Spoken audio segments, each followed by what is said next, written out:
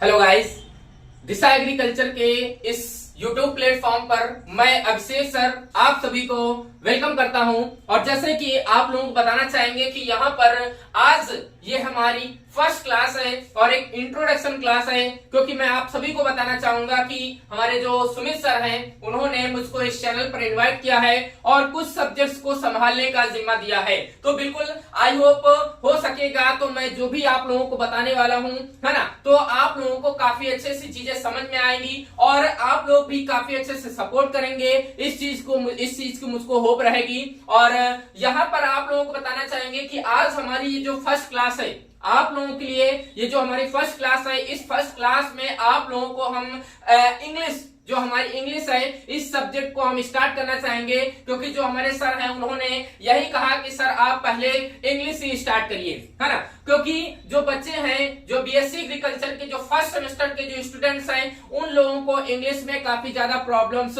झेलनी पड़ती हैं, फेस करना पड़ता है। तो इसीलिए मैंने ये सोचा कि चलिए कोई दिक्कत नहीं है, पहले तो इंग्लिश से स्टार्ट कर दी जाए, फिर आगे जो भी सब्जेक्ट्स हो सकेंगी वो सब्जेक्ट्स आप लोगों के लिए यहाँ पर दी जाएंगी और उसमें कोई भी प्रॉब्लम आपको नहीं होने दी जाएगी। कोशिश यही की जाएगी कि आप लोगों की जो हमारी सब्जेक्ट्स हैं, जो भी मैं सब्जेक्ट्स पढ़ाऊं आप लोगों को, वो क्लियरली समझ में आ जाएं। ओके, जैसे कि यहाँ पे आप लोगों की ये जो सब्जेक्ट है, ये सब्जेक्ट है इंग्लिश।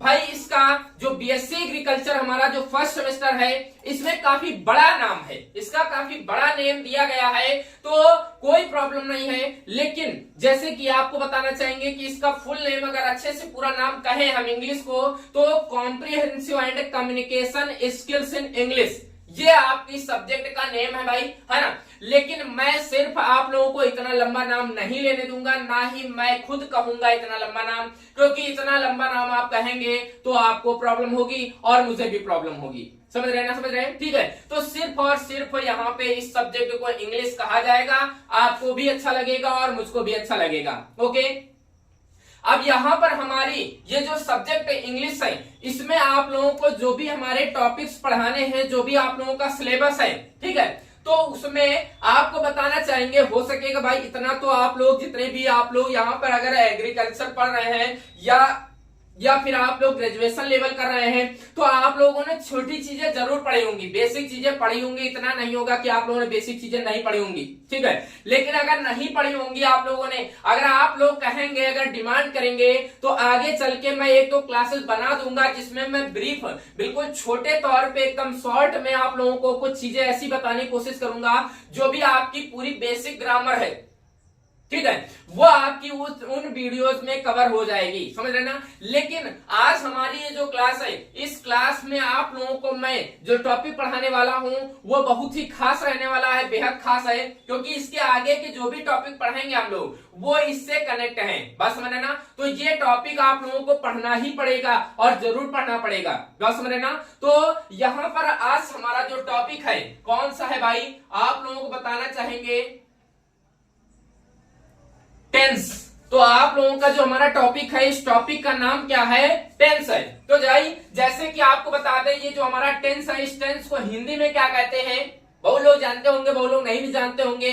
तो हमारा ये जो टेंस है, इसको भैया काल कहते हैं। क्या कहते हैं, काल कहते हैं, या फिर इसको हम लोग समय भी कह सकते हैं।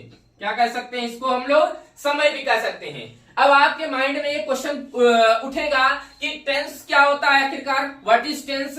तो भाई आपको हम बताना चाहेंगे कि जैसे मान लीजिए आप लोगों ने सेंटेंस देखा होगा, या फिर हम लोग जो भी कार्य करते हैं, ठीक है, कोई भी अगर कार्य करते हैं तो उसके लिए एक टाइम दिया जाता है, एक टाइम होता है, ठीक है। तो भाई जो टेंस होता है, टेंस से हमको दो चीजें पता चलती हैं, दो चीजें कौन कौन सी। सबसे पहली बात आप लोगों को एक तो उसका टाइम पता चलेगा, जो भी आप कार्य कर रहे हैं। इसके बाद वो जो कार्य था, जो आप कार्य कर रहे थे, वो कार्य हो चुका है या हो रहा है या होगा, इसके बारे में भी आप लोगों को पता चलता है। जब आप पूरा टेंस पढ़ लेंगे तो काफी अच्छे से चीजें जान जाएंगे, बिल्कुल जान जाएंगे, इसमें कोई भी दो राय नहीं है। तो यहां पर टेंस अगर बता दें तो टेंस क्या होता है, तो जब किसी कार्य के द्वारा, जब किसी क्रिया के द्वारा, वाक्य में किसी क्रिया के द्वारा जब हमको समय का और उस कार्य के पूरा होने या अधूरे होने का अगर ज्ञान होता है, या अगर दूसरी तरह से कह लें कि हमको जिसमें समय का और जो कार्य था वो हो रहा था या हो रहा है या होगा, इसके बारे में अगर पता चले तो वही आपका टेंस कहलाता है। बात समझ रहे ना। लेकिन अगर छोटे तौर पे देखा जाए, बिल्कुल शॉर्ट में देखा जाए तो टेंस क्या होता है, टाइम ही टेंस है। टाइम ही क्या है, टेंस है। जब हमको 3 टाइम का पता चले तो बस वही आपको बता दे कि टेंस होता है। जैसे कि यहाँ पे आप लोगों को जो टेंस है ये 3 प्रकार से पढ़ना है। टेंस कितने प्रकार से पढ़ना है, आपको 3 प्रकार से पढ़ना है भाई। यहाँ पे चलिए बता देते हैं। सबसे पहला जो आपको पढ़ना है, सबसे पहला आपको प्रेजेंट टेंस पढ़ना है, ठीक है, और दूसरा आपको पढ़ना है पास्ट टेंस, और तीसरा आपको पढ़ना है फ्यूचर टेंस। बात समझ रहे ना। तो 3 आपको टेंस पढ़ने हैं। तो प्रेजेंट का क्या होता है, मतलब प्रेजेंट का मतलब होता है वर्तमान काल। प्रेजेंट का मतलब क्या होता है, वर्तमान काल होता है। और पास्ट टेंस का मतलब होता है भूतकाल। देखिएगा क्या होता है, भूतकाल। और फ्यूचर टेंस का मतलब होता है भविष्य काल। क्या होता है, फ्यूचर टेंस का मतलब होता है भविष्य काल। तो इतना तो बात समझ में आ रही होगी। प्रेजेंट टेंस क्या होता है, जो इस वक्त चल रहा है, ये आपका प्रेजेंट टेंस हो गया, ठीक है। और पास्ट टेंस क्या होता है, जो बीत गया है। बात समझ रहे ना। तो वो आपका पास्ट टेंस हो जाएगा। और जो आने वाला समय है वो आपका फ्यूचर टेंस कहलाता है। बात समझ रहे ना। जो आने वाला समय है वो क्या कहलाता है, फ्यूचर टेंस कहलाता है। तो जैसे कि यहाँ पे आप बताना चाहेंगे कि इनको अगर हम और डिटेलिंग करें तो यहाँ पर इनके 4 भाग होते हैं।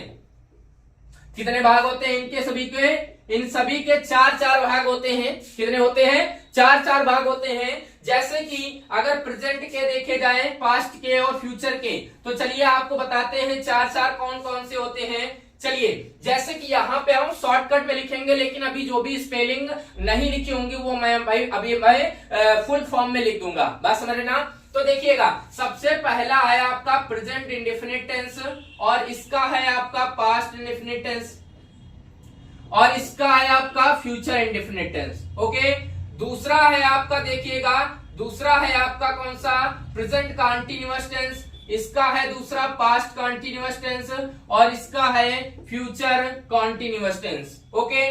फिर इसके बाद तीसरा है आपका प्रेजेंट परफेक्ट टेंस, और इसमें है आपका पास्ट परफेक्ट टेंस, ठीक है, और इसमें है आपका फ्यूचर परफेक्ट टेंस। और इसके बाद देखिएगा यहाँ पर है प्रेजेंट परफेक्ट कॉन्टिन्यूअस टेंस, और यहाँ पर है आपका पास्ट परफेक्ट कॉन्टिन्यूअस टेंस, और यहाँ पर आपका है future perfect continuous tense. Okay.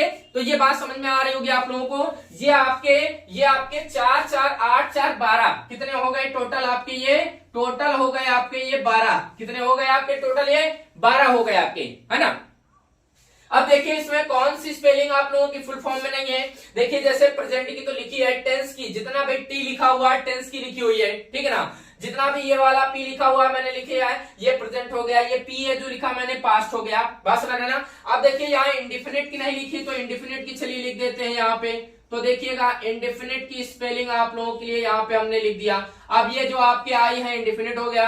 अब जहां पे सी है वो है आपका कॉन्टिन्यूअस। सी है जो आपका वो क्या है, वो है आपका कॉन्टिन्यूअस, ठीक है ना। इसके बाद ये वाला जो पी है, इस पी का मतलब होता है परफेक्ट। यहाँ पर ये जो पी है इस मतलब क्या होता है, परफेक्ट होता है। बाकी आप लोगों की सारी स्पेलिंग्स इसमें लिखी हुई हैं। बात समझ रहे हैं ना, समझ रहे हैं, ठीक है। अब देखिए यहाँ पर ये तो आपके टोटल कितने हो गए, ये हो गए टोटल आप लोगों के 12, समझ रहे ना। अब यहाँ पे इसके बाद देखिएगा इनके भी 4 भाग आपको पढ़ने हैं। बात समझ रहे ना। सभी के, इन सभी के आपको 4 भाग पढ़ने हैं भाई। इन सभी के आपको 4 भाग पढ़ने हैं। बात समझ में आ रही ना सभी लोगों को। तो 4 इन सभी के पढ़ने हैं। मतलब आपको देखा जाए तो टोटल कितने हो गए, 1 के 16।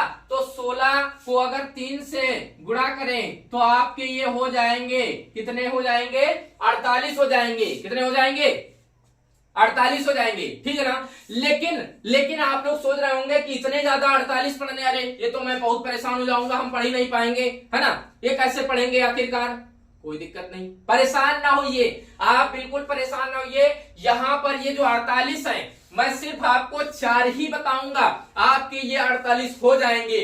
मैं सिर्फ आपको 4 बताऊंगा और आपके 48 हो जाएंगे। चलिए सबसे पहला देख लेते हैं। तो सबसे पहला आपका देखिएगा कौन सा है। सबसे पहला आपको पढ़ना है यहाँ पे अफर्मेटिव सेंटेंस। सबसे पहले आपको कौन पढ़ना है, अफर्मेटिव सेंटेंस पढ़ना है, ठीक है। और दूसरा आपको पढ़ना है देखिएगा निगेटिव सेंटेंस। दूसरा आपको कौन सा पढ़ना है, निगेटिव सेंटेंस।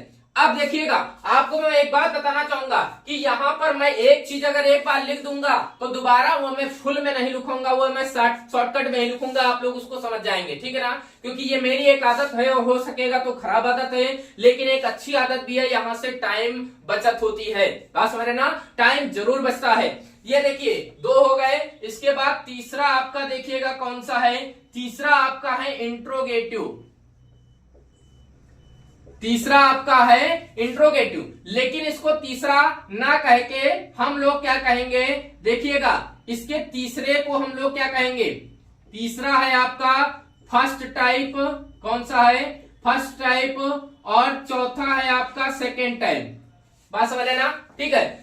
तीसरा आपका है इंट्रोगेटिव का फर्स्ट टाइप, ये तीसरा हो गया आपका, और इंट्रोगेटिव का सेकंड टाइप हो गया ये आपका चौथा। इंट्रोगेटिव का जो सेकंड टाइप हो गया ये आपका कौन सा हो गया, चौथा हो गया, बात समझ में आ रही ना, ठीक है। तो ये आप लोगों के यहाँ पर हमारे ये 4 आपको सेंटेंस हमारे जो हैं, ठीक है, ये इंट्रोगेटिव सेंटेंस लिखे दे रहे हैं।